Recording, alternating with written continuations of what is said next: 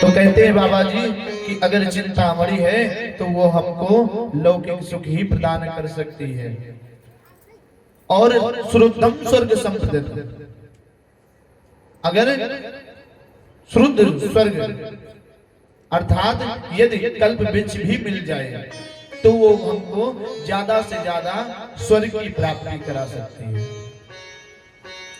किंतु योगी दुर्लभम वैकुंठम प्रियच्छति, अगर सामर्थ्य सदगुरु मिल जाए,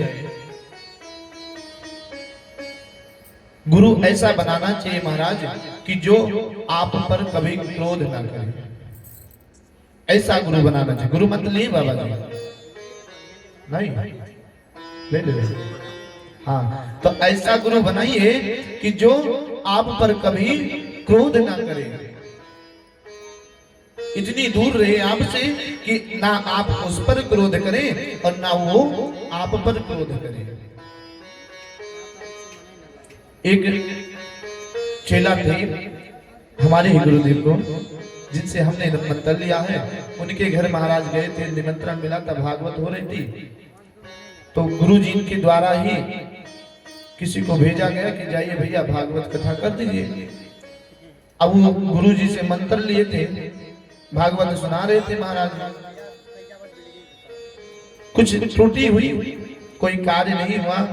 उसी कार्य में उन्होंने क्या कहा, जिनके घर भागवत हो रहा था, कि गुरुजी भी ऐसे हैं, मतलब अनाप शनाप उल्टा चीज गाली शब्द दे करके कहते हैं कि गुरुजी ऐसे हैं कि मतलब सबको व्यास बनाने की उपाधि दे रहे हैं। वो भी ब्राह्मण थे, जिनके घर कथा हो रही थी, वो स्वयं कथा करते, चैनल पर कथा करते हैं, ठीक। अब उनके मुखार बिंद से भैया हमने सुना कि गुरुजी को गाली दे रहे हैं, और साथ में जो व्यास जी बैठाए हुए हैं, जिनका हर दिन चरण धुलते हैं, भैया आपको भी चाहिए अपने व्यास की चरण धुलना चाहिए, है ना, तो उनको भी गाली दे रहे हैं।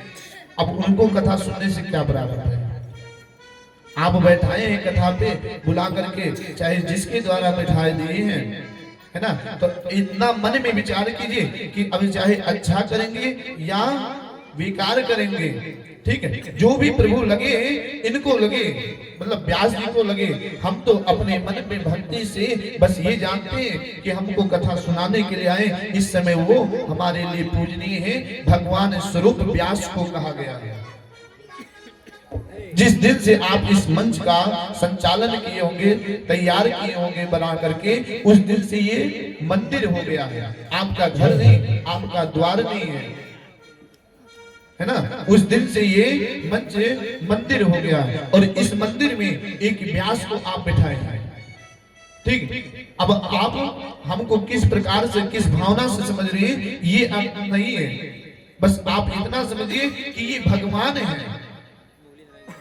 आपके मन में भगवान रहे, मेरे मन में है कि मैं आपसे छोटा हूं, आपसे क्या, यहाँ जो भी कथा सुनने आ रहे हैं उनसे सबसे छोटा हूं।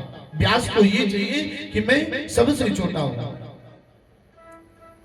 और व्यास आते हैं तो ठाकुर जी को लेकर के आते हैं, कन्हैया जी को लेकर के आते हैं, तो जहां कन्हैया जी रहेंगे वहां मंदिर तो वैसे ही हो जाता है।